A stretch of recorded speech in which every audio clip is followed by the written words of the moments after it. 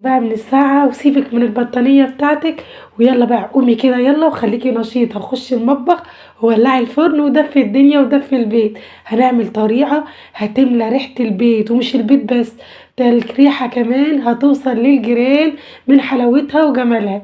يلا بينا نسمي بالله ونصلي على الرسول عليه افضل الصلاة والسلام. ويا رب اللي تعمل لايك وكومنت للفيديو تكون زايرة النبي عليه افضل الصلاة والسلام في اقرب وقت ان شاء الله. قولوا امين جميعا يا رب.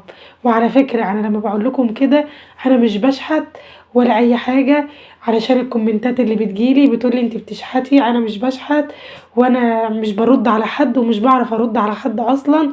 وربنا يسامح كل حد، وهو وكيلي ربنا، انا موكله ربنا في اي حد يخش يغلط فيا.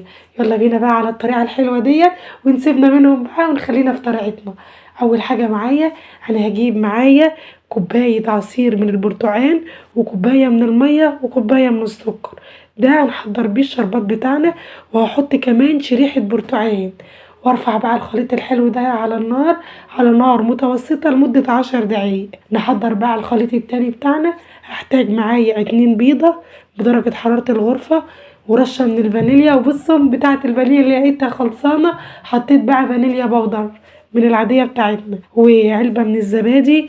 ونخلط كل دوت كده ببعضه، وبعد كده انزل بمعلقة كبيرة من بشر البرتقال واقلب كل ده برضو. وبعد كده انزل معايا بكوب الا ربع من عصير البرتقال، ونص كوباية من السكر، ونص كوباية من الزيت، واقلب كل ده كده ببعضه. وبعد كده انزل معايا بكوباية ونص من السميد العادي خالص بتاع البسبوسة اللي بنجيبه من عند اي عطار. وبعد كده انزل بنص كوباية من الدقيق، ومعلقة كبيرة من بيكنج باودر، واقلب كل ده. اول ما هتقلبي كده وتخلصي كل المقادير هتحسي ان القوام بتاعك خفيف. غطيه بقى كده لمدة كده دقيقتين او 5 دقايق وسيبيه. شايفين غطيته وجيت بقى شفته تاني، لقيت القوام تقل معايا زي قوام الكيكة. شايفين جماله وحلاوته؟ شايفين؟ عشان السميد بيشرب كل السوائل والقوام بتاعي بقى جميل.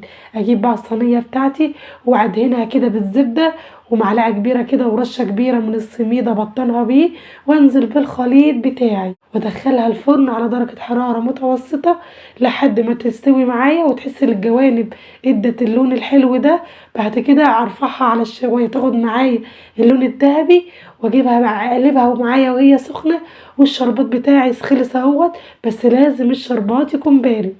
اسقيها بقى بالشربات هي سخنة والشربات بارد، خطيرة والله، حرفيا ريحتها علبة البيت، ريحتها جميلة جدا وسهلة ومغذية وحاجة كده جديدة للولاد يفرحوا بيها.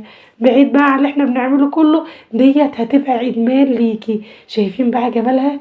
يا خراشي يا نهار ابيض على الجمال، رهيبة جميلة جدا. انت مش هتعرفي تمسكي نفسك من حلاوتها. لو عجبكم الفيديو ما تنسيش لايك وشير واشتراك في القناة علشان يوصل لكم كل جديد، وربنا يحسن ما بين ايديكم.